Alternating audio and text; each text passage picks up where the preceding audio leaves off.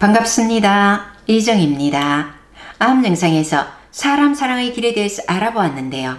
나를 먹여주고 살려주는 자연을 알고 사랑해야 함은 이제 두말할 나위도 없겠습니다만, 다시 한번 자연사랑을 위해서 우리는 무엇을 알아야 하고 또 구체적으로 실천할 사항에 대하여 알아볼 수 있도록 하겠습니다.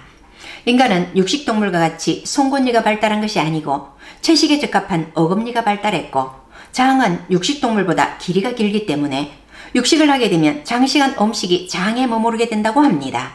그 결과 고기가 부패하여 독소가 만들어지기 쉬워 간에도 부담을 준다는 것입니다.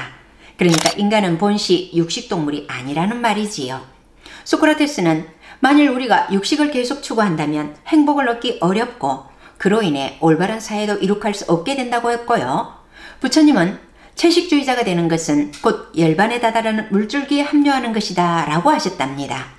말하자면 인간다운 인간이 되기 위해서는 채식을 해야 한다는 말씀이지요. 그러면 채식을 해야 하는 근본적인 이유를 한번 보시겠습니다. 첫째로 채식은 동물 사료로 쓰이는 곡물을 식량 부족으로 고통받는 이웃들에게 전하기 위한 노력입니다. 현재 미국 곡물의 70%, 전 세계 곡물의 40% 이상이 가축사료로 사용되고 있다고 해요. 가축사료로 사용되는 곡물은 20억 명의 사람을 먹여 살리기에 충분한 양이랍니다. 둘째로 채식은 축산업과 수산업이 유발하는 환경 파괴를 멈추는 가장 빠른 방법입니다. 1960년 이래 소를 기르기 위한 목초지를 조성하기 위해 중앙아메리카 열대우림의 25%가 불태워졌습니다. 매년 전 세계적으로 남한 정도 크기의 숲이 없어지고 있다고 하네요. 한번 파괴된 숲은 다시 복구되기 어려우며 대부분 사막이 되고 맙니다. 가축분노의 해양 투기로 인한 해양오염도 심각합니다. 바다생물 남획으로 인해 바다 생태계가 파괴 직전이지요. 셋째로 채식은 공장형 축산농장에서 자연되는 동물학대를 멈추는 가장 빠른 길입니다. 요즘 농장에서 돼지나 닭을 키우는 과정을 보셨는지요? 저도 방송에 나온 내용을 보았는데요. 농장이 아니라 바로 축산 공장이더군요. 새끼 돼지가 태어나면 고기질을 좋게 한다는 이유로 거세해버립니다. 서로 물어서 상처가 생긴다는 이유로 꼬리도 잘라버립니다. 아프거나 다치거나 무게가 덜 나가는 돼지는 질식사시켜버리더군요. 살아남은 돼지도 가장 기본적인 행동도 할 수 없는 우리에 갇혀서 불행하게 보내는 모습은 많이 보셨지요? 닭도 마찬가지로 부리는 일찌감치 잘려나갑니다. 좁은 공간에 모여 스트레스를 받으면 서로 쪼기 때문입니다. RS 보안 수평아리는 선별해서 일종의 폐품으로 처리해 분쇄기에 넣어 짧은 생을 마감하게 합니다. 공장형 농장에서 생명에 대한 배려는 없어 보였습니다. 정말 이렇게까지 동물을 학대하는 줄은 몰랐습니다. 참으로 눈뜨고 보기가 어렵더군요. 대체 저 죄를 어찌하러 고를까 하는 생각을 했습니다. 저도 완전 채식은 못하지만 이렇게 키운 동물을 먹어야 할까 하는 생각을 했습니다.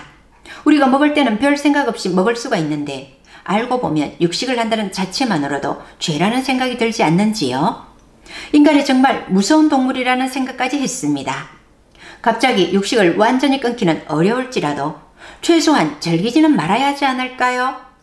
넷째로 채식만으로도 건강에 지장이 없으며 오히려 더 건강해진다고 합니다. 기존의 팔체질에서는 체질 분류를 절대시하여 금체질이 육식을 많이 했을 때만 치매가 생긴다고 얘기하나, 알고 보면 체질을 막론하고 과도하게 육식을 한 이는 반드시 치매나 이에 버금가는 질병에 걸리게 되어 있다고 합니다. 단백질은 반드시 필요한 영양소이지만 너무 많이 먹으면 병이 생긴다고 하지요. 고혈압, 당뇨병, 암 등을 유발하기 때문에 채식주의자들은 고기, 생선, 계란, 우유를 먹지 말라고 강조하더군요. 지난 5년간 우리나라 사람들이 가장 많이 먹는 약은 고혈압약이라고 합니다.